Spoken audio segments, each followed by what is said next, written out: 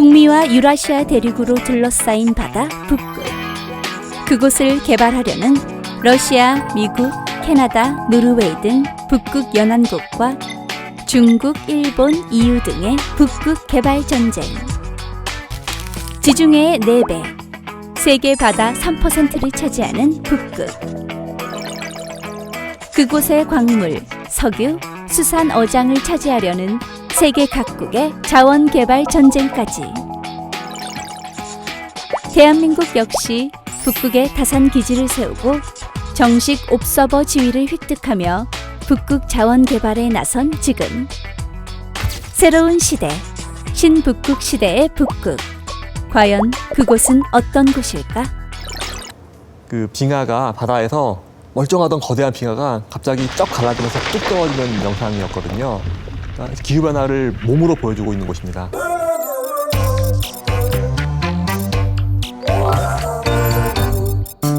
이렇게 자연이 이렇게 하는데 이런 데 좀 어색하고 그래가지고 극지라는 곳이 우리가 이제 뭐 광산에 카나리아를 새를 보내서 거기가 독가스가 있는지를 없는지를 우리가 미리 이제 감지할 수 있듯이, 그러니까 극지라는 곳에 우리 인간들이 가서 카나리아의 역할을 할 수가 있는 거죠. 그러니까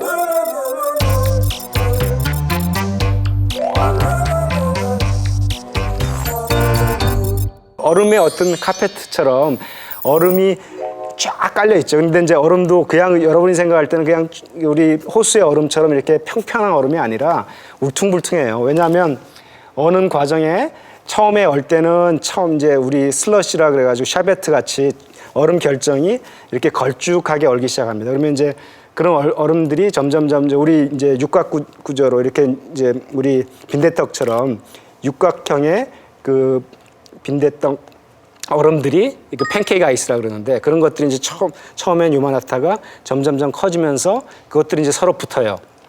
붙으면서 그런 과정에서 바람이 굉장히 심하게 불거든요. 그러면 이게 한쪽은 들어가고 한쪽은 나오고, 이게 얼음이 어는 과정에서 판이 이렇게 겹쳐가지고 굉장히 이게 불규칙한 모양으로 돼 있어서 그 얼음 뚫고 갈 때도 그냥 쇠빙선이 그냥 뚫고 가는 게 아니라 그 얇은 얼음으로 돼 있는 곳을 이렇게 저희가 골라서 가지, 그냥 두꺼운 뭐 5m, 10m 된 얼음 이런 쌓인 데서는 갈 수가 없습니다. 그러니까 북극이 남극하고 좀 달라요. 그러니까 고위도 지방에는 육지가 없거든요. 그러니까 높은 북극전 지방에는 바다만 있고 그 해빙만 있습니다. 그러다가 한 700km 떨어진 지역부터 육지가 나타나는데, 이쪽은 영구 동토층이라고 해가지고 온도가 연중 굉장히 낮은 지역이에요. 나무는 당연히 못 살고 아주 낮은 뭐 풀 종류, 초본류라고 하는 풀이나, 그다음에 특히나 그 지의류라고 하는 이끼랑 비슷하게 생긴 미생물들이 살거든요. 북극 지역에 툰드라 지역에도 많이 살고 있는데 거기는 굉장히 많이 살아가지고 훌록들이 그걸 그 주된 먹이로 삼고 있어요. 가지고 제가 농담처럼 많이 얘기하는 게 뭐 그 루돌프의 도시락이라고 제가 항상 얘기를 하는데, 북극은 저희들이 다산기지라는 것이 거기에 있어요. 그래서 다산기지에 가면 노르웨이까지는 뭐 한국에서 유럽을 통해 가지고 유럽에서 또 이제 노르웨이 맨 끝에까지 비행기를 타고 가서 거기서 또 비행기를 타고 다산기지까지 한 2~3시간 가고, 그래서 이제 거기서 이제 또 우리 다산기지를 가려면 또 여러 가지 또 길을 통해서 가는데, 다산기지에서는 지금 기후변화 연구, 그다음에 이제 얼음 속에나 이런 차가운 곳에서도 얼지 않고 저온에서 적응하면서 사는 그 생물들의 어떤 저온 적응 연구라든지, 거기서 나오는 미생물들을 활용해서 그것들이 뭐 결빙 방지 물질이라든지 어떤 그 응용할 수 있는 그런 물질을 개발한다든지 하는 그런 생명과학 연구, 그다음에 이제 해양 환경이 어떻게 변화하고 있는지에 대한 환경 변화, 해양 환경 변화에 대한 연구, 그다음에 뭐 지질 연구라든지, 그다음에 오로라 연구라든지, 그다음에 이제 빙권, 육상권, 해양, 대기권, 이런 극지 전반에 걸친 그 연구들을 다산기지에서 지금 수행하고 있습니다.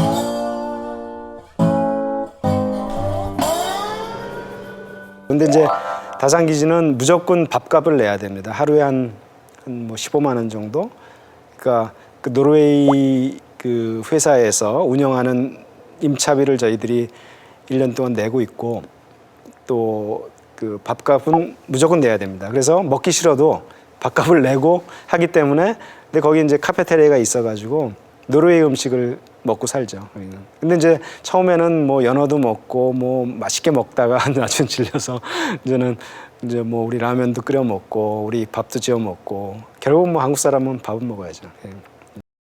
특이한 게 갔다 온 박사님들 말씀에 따르면은 동물이 있기 때문에 이 동물의 피를 발라먹고 사는 또 모기들이 굉장히 많다 그래요. 그래서 추워서 모기가 없을 것 같은데 의외로 모기가 굉장히 많고 뭐 심할 때는 모기를 막는 이렇게 장치를 하고 나가야 될 정도로 모기가 많다고 합니다. 하여튼 저는 처음 갔는데 북극에 모기가 저를 공격할지는 저희 상상 못했는데 하여튼 굉장히 모기가 이제 거의 위협적인 하여튼 좀 두렵습니다. 그래서 그쪽은 가기 싫고 이제 바다 그래서 이제는 육지로는 안 가고 바다 배 타고만 갑니다. 이제 절대로 이제 육지로는 안 갑니다. 예. 모기 때문에. 예, 모기 때문에 저는 모기 이런 벌레들을 싫어합니다. 예. 대장님이시잖아요. 예, 근데 벌레는 제일 싫어요. 북극이라고 하면은 그냥 뭐 하얀 얼음 천지가 있거나 왜 예쁘고 하얀 북극곰이 노는 그런 장소로만 사람들이 많이 인식을 하고 있는데 사실 그곳에는 굉장히 경제적인 문제들이 많이 있습니다. 그러니까 자원이 많이 묻혀 있기 때문인데요. 원유 같은 경우에는 한국이 수입하는 분량의 거의 100년 분량을 캘 수 있는 그런 원유가 있다고 합니다. 뭐 이럴 정도로 우리가 캐지 못했던 무궁무진한 자원이 있다고 하니까 굉장히 많은 나라들이 관심을 기울이고 있는데요. 기존의 북극권에 원래 존재하던 나라들도 있고 새롭게 여기에 진출하고 싶어하는 나라들도 있다 보니까 그 갈등이 생각보다 좀 민감한 지금 상황입니다. 한국도 거기에 눈을 주고 있나요? 한국도 그쪽 자원을 개발할 것을 지금 명시를 하고 있고요. 목표를 세우고 있습니다.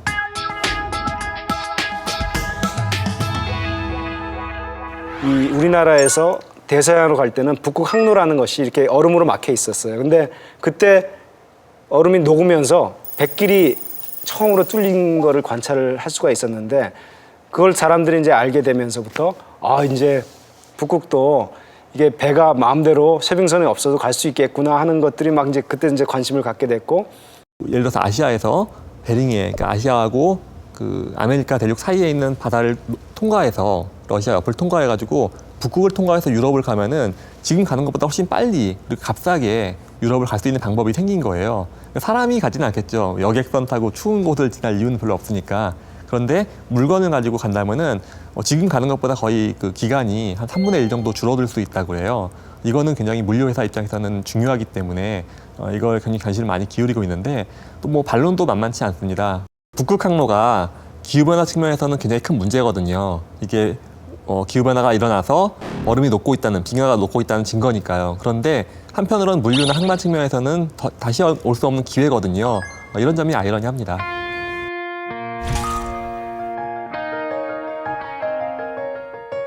대한민국이라는 것은 뭐 전 지구적으로 봤을 때는 아주 조그만 나라지만 이산화탄소 배출을 굉장히 10대 국가지 않습니까? 그러니까 CO2를 굉장히 많이 방출하는 나라이기 때문에 우리나라도 어떤 책임감이 있습니다. 그러니까 그 북극 해빙이 우리와 관련이 없다고 생각하기 쉬운데 우리하고 관련이 없을 수도 있어요. 뭐 그것 때문에 기후변화가 오거나 한파가 오거나 이상기후가 온다고 해가지고 우리 그냥 조금 더 더우면 되고 뭐 사과 대신 오렌지 먹으면 되고 뭐 그런 문제일 수 있어요. 근데 그게 꼭 그렇진 않거든요. 왜냐하면은 그 지구 전체의 문제입니다.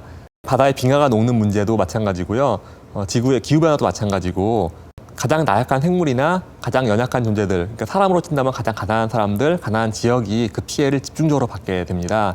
그렇기 때문에 기후변화는 어떤 지역이나 특정한 사람들의 문제가 아니고 전 세계 사람들이 같이 고민해가지고 같이 살아가기를 연구해야 되는 그런 주제입니다.